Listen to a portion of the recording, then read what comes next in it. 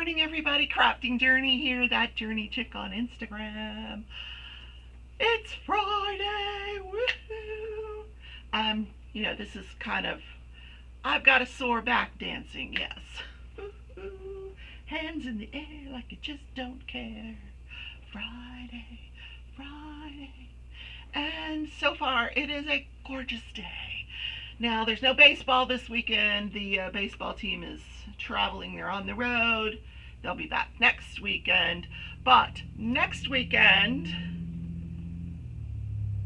if my calculations are correct, we are having a diamond painting marathon. Now, a lot of you who are new to my channel may never have heard of this. It's something we used to do a few times a year to help smaller creators grow their channels. Now we do it once a year for charity. So my charity and I have a really good spot. I'm going to be going Saturday night from 7:30 to 9 p.m. I believe it's August 7th, which is not this Saturday, it's the following Saturday.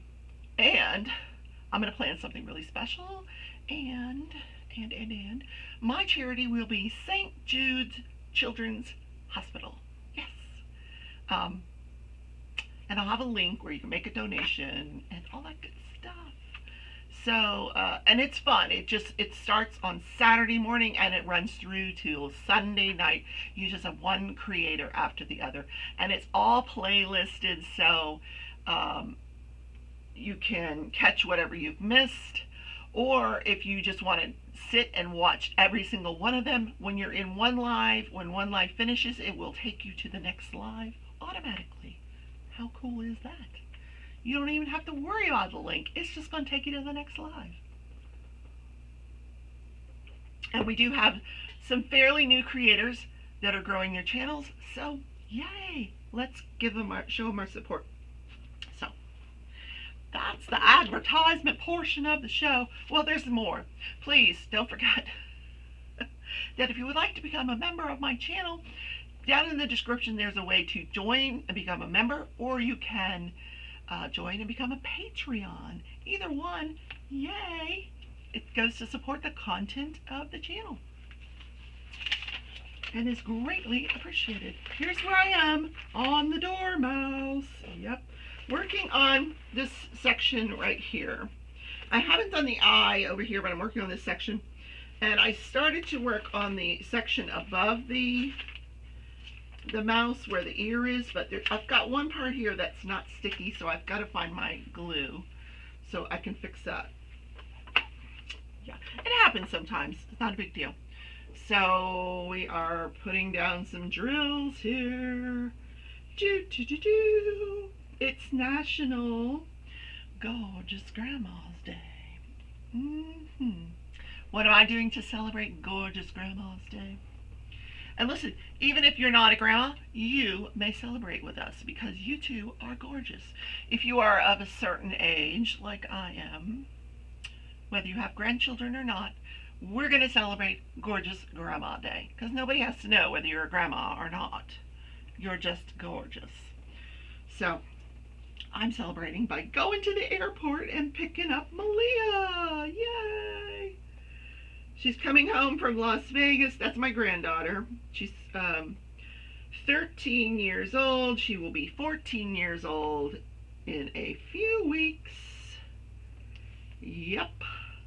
I think maybe that same weekend as the Diamond Painting Marathon, she might be turning 14.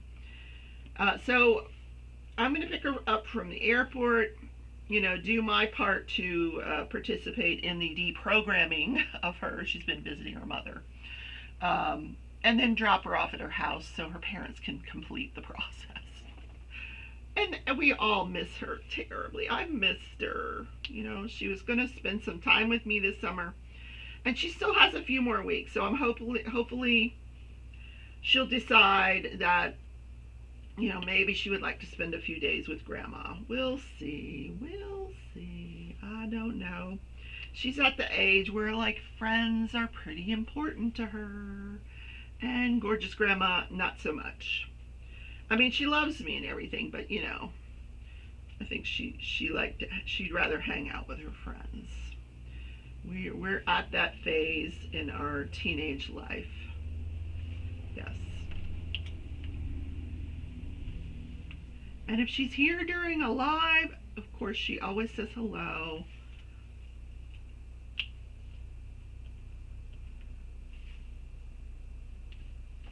So, what is going on today? I already started this, I started my filming, and I kept getting this weird flicker of lighting, so I had to trash the 15 minutes that I filmed and fix the lighting. So I've got it fixed now. So I don't see that flickering, but let me know if you do, because I'm not always paying attention. Let's do judge, jury, and journey before it gets away from us, because I have physical therapy at 8 o'clock this morning. So I am filming this at 6 o'clock in the morning. 6:45 actually. Now it's 6:45, since I had to start over. So this is the trial of Joshua Ade, who is on trial for 2 counts of attempted murder of his ex-girlfriend, the mechanic that was fixing a car, and the murder of his ex-girlfriend's father. But he's got an explanation. He's got an excuse.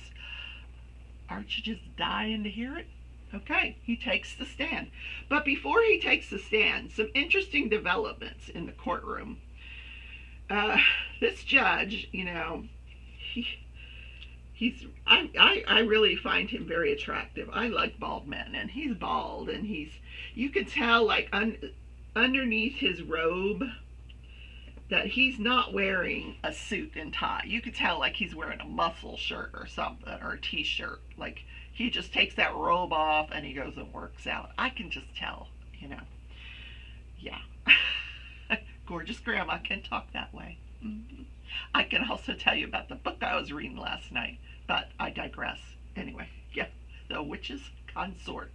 Consorts. It's more than one. It's 4. And at the end of the book, a 5th one shows up. Now that is my kind of consorts. Anyway, I went way far afield on that one. All right, back to the trial. So, yesterday I told you that, when this nurse testified, the Ascension lawyer apparently came into the courtroom. I did not know, but I knew she had consulted the Ascension attorneys, because that's what you're supposed to do when you get a subpoena related to something you've done on the job. So this Ascension lawyer accompanied her to trial. And now I didn't see this because they didn't really, I went back and watched it after the judge, had his little temper tantrum. But it wasn't something I really noticed. So apparently this judge, a lot of times when you watch a trial, you'll see the attorney say, "Your Honor, may I approach?" And the judge will say yes, and then everybody will go up to the bench and go, and it's in front of the jury and nobody can hear it, but everybody's wondering what's going on, what are they saying? This judge will not allow that type of thing. No, if one of the attorneys says, "Your Honor, may I approach?" he tells them no, you can talk to me during the break. And his theory is this: if you had some issue, you should have brought it up before we brought the jury out here. Yeah, I thought that was interesting. So he was not apparently happy that this Ascension lawyer showed up in his courtroom, because apparently what happens is he just comes into the courtroom and sits down at the defense table. And then in the middle of her testimony, he says, "Your Honor, may I approach?" And because he wants to get this order signed that says she, I don't know, some order. And he's like, "No, you may not." And so he says, I'll get to that on a break. So he actually, he does let the guy approach, and he signs the order. But so during the next break, he just lit into this defense attorney. Why didn't you tell me this guy was going to be in my courtroom? Why didn't you tell me he was going to approach me in front of the jury? That, you know, you could have told me that at 8 o'clock this morning. So the defense attorney's reason was because I was trying to keep this witness a secret. You know, I didn't want the prosecution to know that I was bringing on this rebuttal witness, which is the nurse. And the judge says, I will not participate in your trial by ambush. It was pretty interesting. He says, do not let that ever happen again. Okay, Your Honor. So I thought that was interesting. Like, he really lit into him. And it wasn't in front of the jury. You know, the jury had left the courtroom before he starts all this. So then he brings the jury back after their break, and Joshua Aid takes the stand in his own defense. Did not take his mask off. I was curious what he looked like without the mask, and even his lawyer's like, wouldn't you be more comfortable with the mask off? And he's like, nope. Like, dummy, you know, you should have taken your mask off to, you know, that you want to endear your client to the jury. You want to humanize him. And it would have helped the process if he would have taken his mask off like his attorney was trying to hint. Nope, he didn't get the hint. And this guy's very regimented, very military. Like, he goes up to take the, you know, the oath, and he's standing like this, and then he kind of about faces to get to the, you know, but he was only a reserve. I should say only a reserve, but reserves play a very, very important role in our country, in the defense of our country. So I shouldn't say he was just only a reserve. He had a full-time job in the medical industry. He did some kind of medical engineering of some sort, is what his job is full-time. But, like, he talks in military time, and, like, what time was that? Oh, it was at 1526 or something weird. And but he's been a Marine Corps Reserve for over 20 years. He's actually retired from that now. And then he goes on to say, well, while he's on the stand, that he did 2 tours in Iraq, 1 tour in Afghanistan. Very familiar with guns. You know, that's how he met Rebecca, that she was his subordinate in the Marine Corps. They had a love of guns. They would go shooting together. For Christmas one year, he gave her money so she could go buy a 380 of whatever, a gun. I remember one Christmas, my husband gave me a gun. Worst Christmas ever. I'm like, a gun? The hell am I going to do with that? Yeah, anyway. That's another story. Yes. So, you know, he talks about they had a 5-year relationship. He divorced his current wife so he could be with her, you know, Rebecca. Yeah. He doesn't say how long he was married to the first wife. I don't think there were any children. So he describes that the relationship ended in March of 2020. He also describes the past couple of the incidents that she talked about where she was injured by him. And he said in one event he was cooking in the kitchen. He came out to where she was, and she was holding a gun on him. She had a gun and pointed at him. And he wanted to get her. He knew it wasn't loaded, but he wanted to get it away from her. So he used a tactical move by putting his hands around her neck, which would cause her to release the gun. I never heard of that, but okay. So that was his excuse for that. And then I think the other one, I don't remember what he said about the other one, but he didn't deny them. So he said that following this breakup, you know, he had quite a bit of, you know, this was a long distance relationship for the most part. There was a few months when they lived together, but apparently they didn't do so well living together. So she moved out. But so they had this long distance relationship. She tells him it's not working, I can't do this anymore. And he's just not willing to accept it. And he says, no, I accepted it. I just couldn't understand why she was willing to throw everything away. I divorced my wife for her. And later on, the prosecuting attorney says, so she's supposed to stay with you, she's supposed to be yours forever because you divorced your wife for her? And he's like, well, no, but, I just needed to understand, so I don't know. He's a little off in the head. But he had quite a bit of property at her house, including this Tahoe, this vehicle that they were trying to fix that day. Tools, furniture, and apparently during the multitude of communications that they had on August 4th, one of the things she had said was she was going to leave his stuff on the side of the road, so he better come get it. So now she denies having said that. She said that the plan was they were going to take him his things that weekend. So she was fixing up the Tahoe so that, and even the mother had testified, yes, we were going to go down, we were going to drive to his home. She goes, I was even going to call the police before we got there so they could escort us. She could get her things, he could get his things, and then they could part ways, which is the smart way to do it. And that was planned for the following weekend. So she's trying to get the vehicle fixed. Anyway, so he learned through text and phone calls that the radiator was going to be replaced on that day. And he really felt like it wasn't necessary. He didn't think the radiator needed to be replaced. So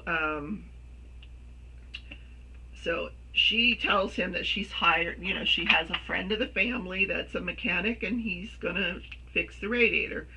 So he said, well, I need to talk to this mechanic, So he gets the mechanic on the phone and he's asking him questions like, are you certified? Are you going to warranty your work? And the guy's like, no, I'm not going to warranty my work. I'm doing this for free. If it breaks down and 5 minutes later, that's on you. So, I mean, of course, this is his description of that conversation. So he goes to work on August 4th, and of course, all day long he's communicating with her. And he claims that during a phone conversation, he made it clear that he was going to be there. He was coming over. And he said, is there anything I can pick up on the way? Anything I can do to help on the way? Something like that. He kept saying that and it didn't really make any sense. And we know that she finally stops communicating with him at some point around 5 o'clock that day. And then thereafter he calls her 31 times. The calls go unanswered. So he leaves work. He says he goes home, plays frisbee with his dog. Then this is the strange part. He calls a friend to come get the dog. And they're like, why did you do that? He goes, because I knew if I went over there, I'd probably end up in jail. What? Okay, I don't understand that.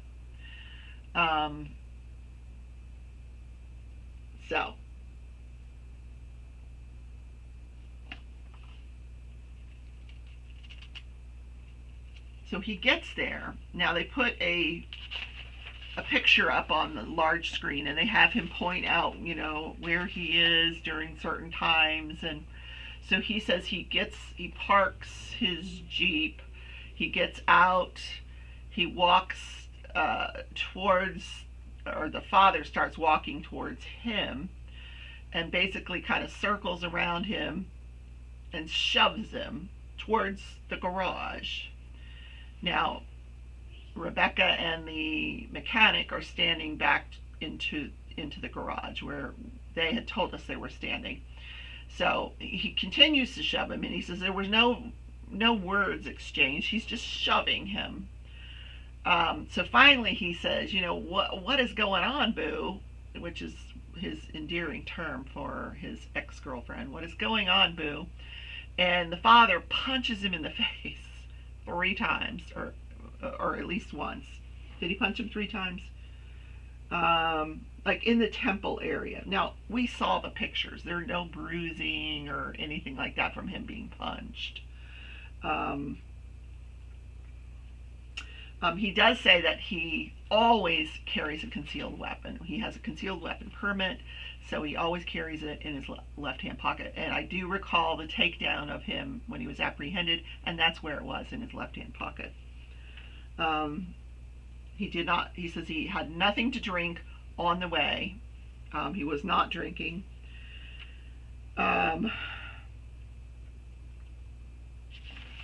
Then, yes, the father struck him on the right side with his fist, struck him 2 more times on the same side. And he describes that right here is where he struck him. I thought it was in the temple, but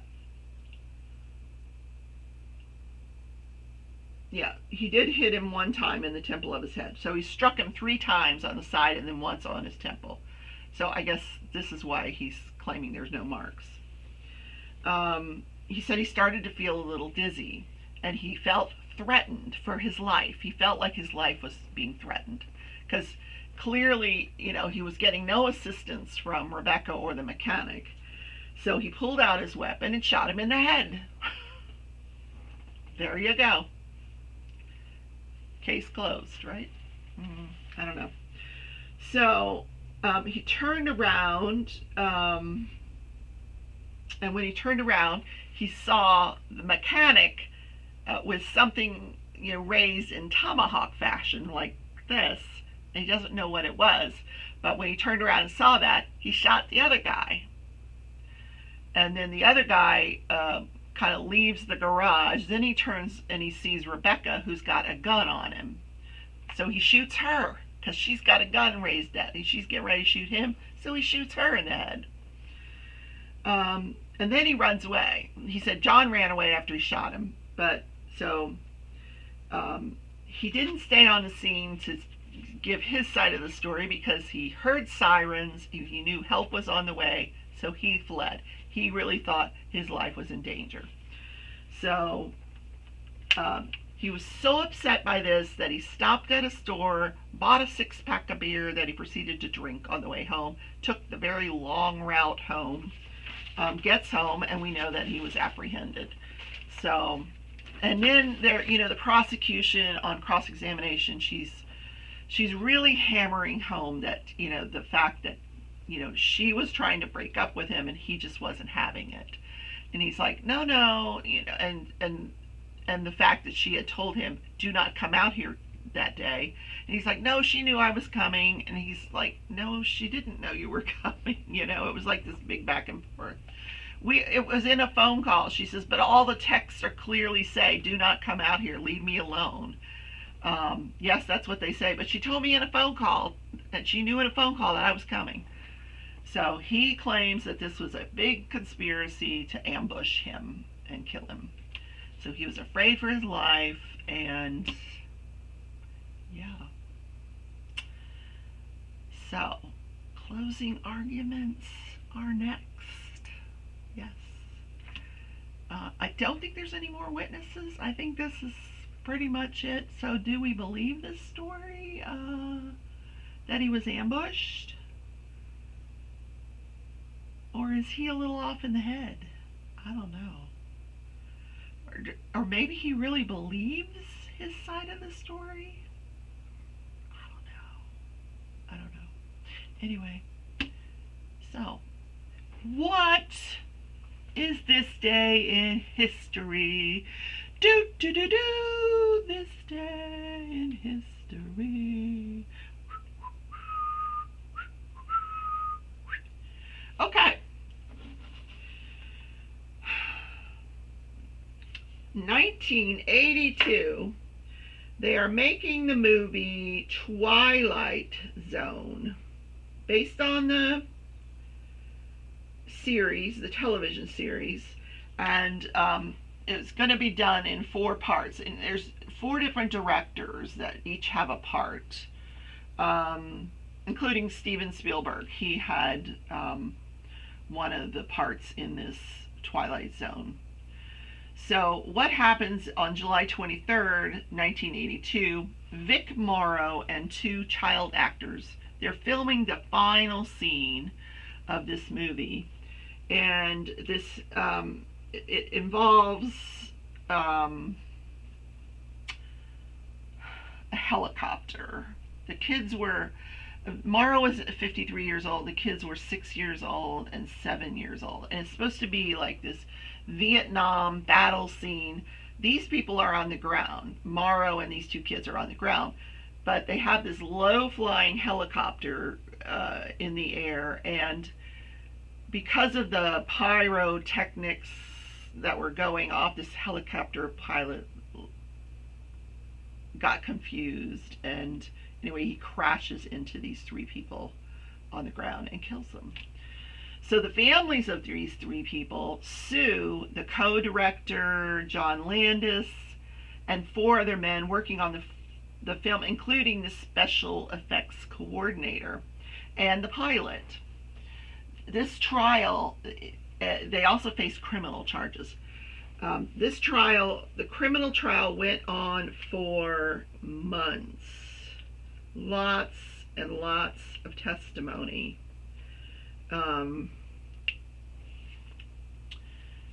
The defense maintained that the crash was an accident that could not have been predicted, while the prosecution claimed that Landis and his crew had been reckless and violated child labor laws,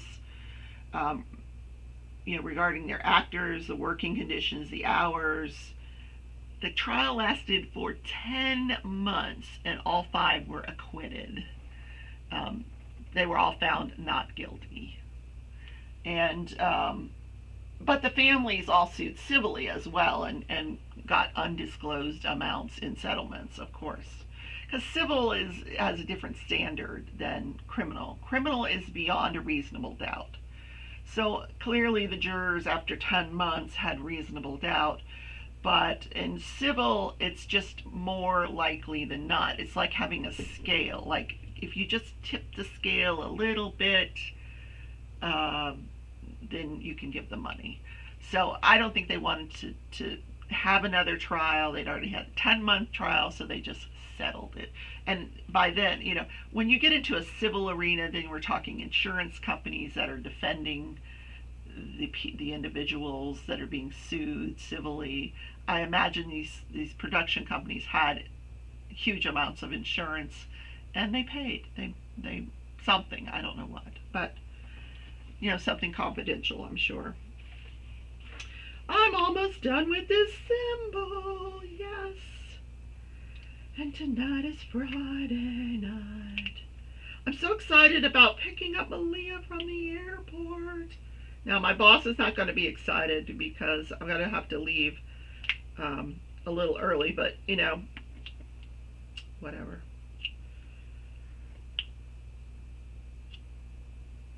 I'll have my work done. I will get my work done, even though I didn't go to work yesterday. I was all caught up anyway. All my work was caught up. But today I have to do those silly letters. Oh, yeah. I'll get all my letters out and my Friday letters. Yep.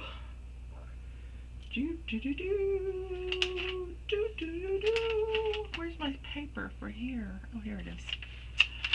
Anyhow, this gorgeous grandma's going to work.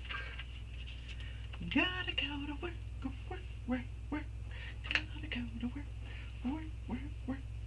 I love you all. I hope to see you in tonight's live. 7 Central, Mickey Sunshine Creates. It's on her channel. I'll be there as a special guest. Split screen. I'll be on the other screen with her. And I'll be diamond painting, something I know how to do very well no meltdowns. Anyway. And what's going on tomorrow? I'll do a Saturday edition of the morning show. And I have filmed my Diamond Art Club unboxing. Just got to finish the editing, and that should be out. I think I'm going to release it for tomorrow morning. How about that? So y'all have something to watch. Anyway, love you all. Take care.